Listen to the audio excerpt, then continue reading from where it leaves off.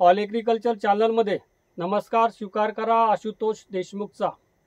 आपणा सर्वांना माहीत आहे 28 ऑक्टोबर 2025 रोजी माननीय बच्चूभाऊ कडू यांच्या नेतृत्वामध्ये नागपूरमध्ये महाएल्गार शेतकऱ्यांचं ठिय्या आंदोलन झालं। पहिल्या दिवशी जवळपास 40,000च्या वर शेतकरी या आंदोलनात सहभागी झाले होते आणि आंदोलन जे बच्चूभाऊंनी केलं वास्तविक बघता ते आंदोलन विरोधी पक्षांनी करायला पाहिजे होतं।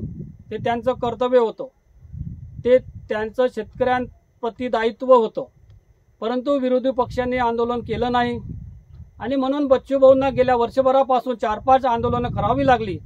मोजरीला अन्नत्याग आंदोलन सुद्धा त्यांना करावं लागलं, त्यांचा जीव सुद्धा धोक्यात गेला, पैदल चालण्याचं सुद्धा आंदोलन त्यांना करावं लागलं। संपूर्ण महाराष्ट्रभर गावागावात तालुक्यात ते फिरले आणि 28 तारखेला महाएल्गार आंदोलन नागपूरला झालं।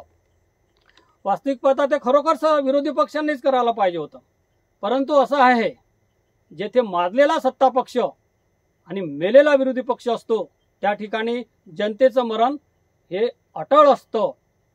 आणि 28 तारखेला प्रचंड शेतकऱ्यांचा प्रतिसाद या आंदोलनाला मिळाला। संपूर्ण महाराष्ट्रातून हजारो ट्रॅक्टर नागपूरमध्ये दाखल झाले आणि सरकारने नेमकी याच गोष्टीची धास्ती घेतली आणि म्हणून आमच्या शेतकरी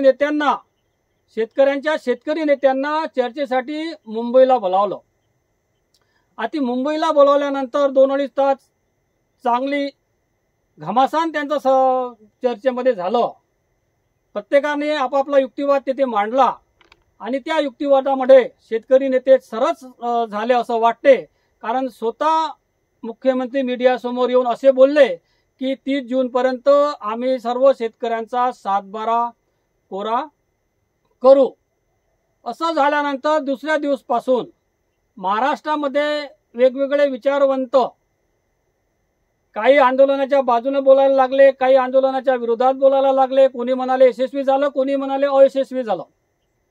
परंतु बच्चूभाऊ यांच्या सहकार्याने जे पत्रकार परिषदेमध्ये स्पष्टीकरण दिलं ते स्पष्टीकरण वास्तविक आहे आणि ते नियमाला धरून आहे, तर्कशुद्ध आहे।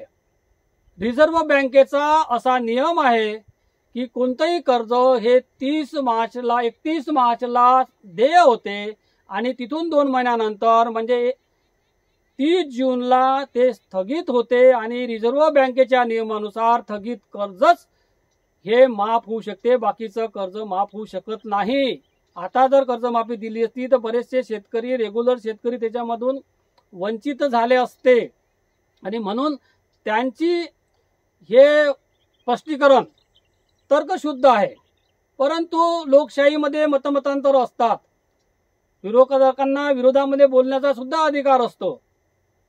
परंतु एक मात्र गोष्ट नक्की की जो माणूस आंदोलन करतो, जो शेतकरी आंदोलनात त्या स्थळी हजर असतो त्याला माहीत असते काय परिस्थिती आहे।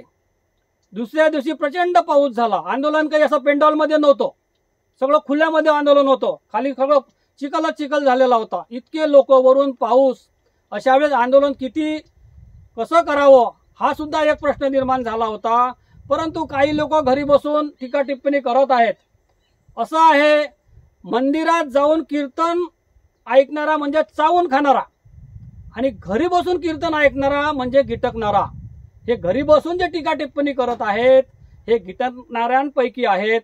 बरं असू द्या, लोकसभेमध्ये प्रत्येकाला आपापला अधिकार असतो, म्हणून माझ्या एका शेतकरी बुद्धीला याच्यातून काही मधला मार्ग निघतो का असं वाटायला लागलं। म्हणून मला असं वाटते की काही लोक म्हणतात की आता पैसे मिळाले असते बरं झालं असतं, 30 जूनची तारीख खूप लांब होते।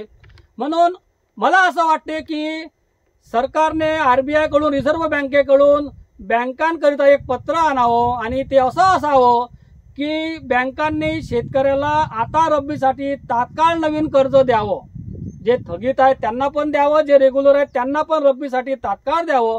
म्हणजे जे लोक म्हणत आहे की आता पैसे पाहिजे तर आता शेतकऱ्यांच्या खात्यामध्ये कर्जाची रक्कम येईल, तो एक शब्द पाळला जाईल, विरोधकांची मागणी पूर्ण केली जाईल। त्याचबरोबर जे सरकारचा जो शब्द आहे की सरकारने असं बँकेला लिहून द्यावं की जे स्थगित कर्ज आहे 2024चं आणि जे रेग्युलर लोक आहेत जे 30 तारखेला स्थगित होतील 30 जूनला त्यांचे पैसे आम्ही बँकेमध्ये भरून देऊ अशी हमी बँकेला द्यावी. म्हणजे सरकारचा जो शब्द आहे 30 जूनचा तो सुद्धा पाळला जाईल. बँकांना आपापला पैसा वापस मिळेल आणि आता शेतकऱ्यांच्या खिशात पैसे येतील कर्जाच्या रूपात. ते रेग्युलर त्याचं कर्ज राहील असं मला वाटते. बहुत खूप खूप धन्यवाद. जय जवान जय किसान.